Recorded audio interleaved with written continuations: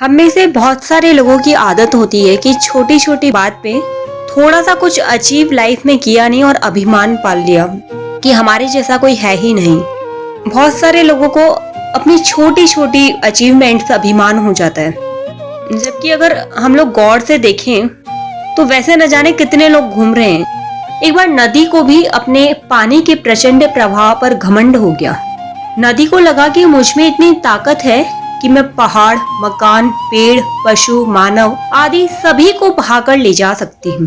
एक दिन नदी ने बड़े गर्वीले अंदाज में समुद्र से कहा, बताओ मैं तुम्हारे लिए क्या क्या लाऊं? मकान, पशु, मानव, वृक्ष, जो तुम चाहो उसे मैं जड़ से उखाड़ कर ला सकती हूँ। समुद्र समझ गया कि नदी को अहंकार है। उसने नदी से कहा, यदि तुम मेरे लिए कुछ लाना ही चाहती हो तो थोड़ी सी घास उखाड़ कर ले आओ। नदी ने कहा, बस इतनी सी बात, अभी लेकर आती हूँ। नदी ने अपने जल का पूरा जोर लगाया पर घास नहीं उखड़ी। नदी ने कई बार जोर लगाया लेकिन हर बार असफलता ही हाथ लगी। आखिर नदी हार कर समुद्र के पास गई और बोली, मैं वृक्ष, मकान, पहाड़ आदि तो उखाड़ कर ला सकती हूँ, मगर जब भी घास को उखाड़ने के लिए जोर लगाती हूँ तो वह नीचे की ओर झुक जाती है और मैं खाली हाथ ऊपर से गुजर जाती हूँ।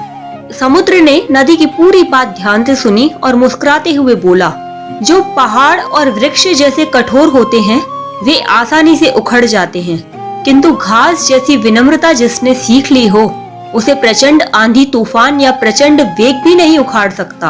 अतः अभिमान फरिश्तों को भी शैतान बना देता है और नम्रता साधारण व्यक्ति को भी फरिश्ता बना देती है। जीवन में कभी भी किसी भी बात का अभिमान नहीं करना चाहिए। अभिमान ही पतन का कारण होता है। जितना हम लोग झुकेंगे उतना ही अधिक पाएंगे। विद्या ददाति विनयम।